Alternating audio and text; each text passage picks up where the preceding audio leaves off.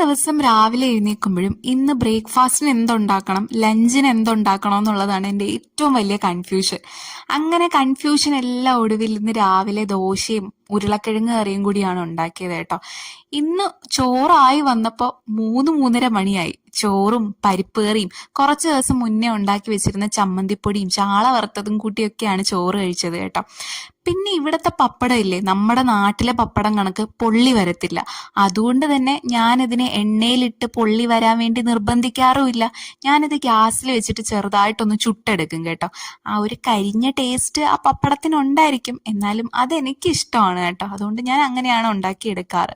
പിന്നെ വൈകുന്നേരം ഹസ്ബൻഡിന്റെ ഫ്രണ്ടും വൈഫും കൂടെ വീട്ടിലോട്ട് വരുന്നുണ്ടെന്ന് പറഞ്ഞു. അപ്പൊ അവർക്ക് കൊടുക്കാൻ വേണ്ടിയിട്ട് കുറച്ച് മാങ്ങ ചെത്തി മാറ്റുന്നതിന്റെ കൂട്ടത്തിൽ ഞങ്ങളും ഓരോ മാങ്ങ വീതം ചെത്തി കഴിച്ചിട്ടുണ്ടായിരുന്നേ. നല്ല മധുരമായിരുന്നു. മണം മൂക്കിലേക്ക് അങ്ങോട്ട് അടിച്ച് കേറുമ്പോ തന്നെ ഒരു പാത്രം മാങ്ങ കഴിക്കാൻ വേണ്ടിയിട്ട് തോന്നും കേട്ടോ. അത്രയ്ക്ക് നല്ല മണവും നല്ല ടേസ്റ്റും ആയിരുന്നു കേട്ടോ. ഇത്ര കളറില്ലാത്ത മാങ്ങയ്ക്ക് പോലും നല്ല ടേസ്റ്റ് ഉണ്ടായിരുന്നേ.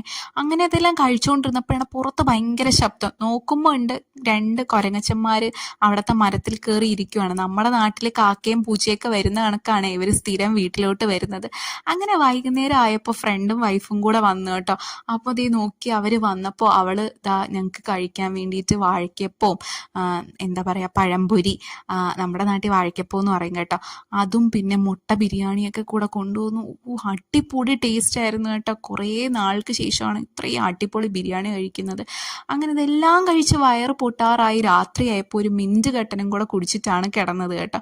അപ്പോൾ ഇന്നത്തെ വീഡിയോ ഇത്രയേ ഉള്ളൂ. വീഡിയോ ഇഷ്ടമായെങ്കിൽ ഇപ്പം തന്നെ സപ്പോർട്ട് ചെയ്ത് കൂടെ കൂടിക്കോളൂ.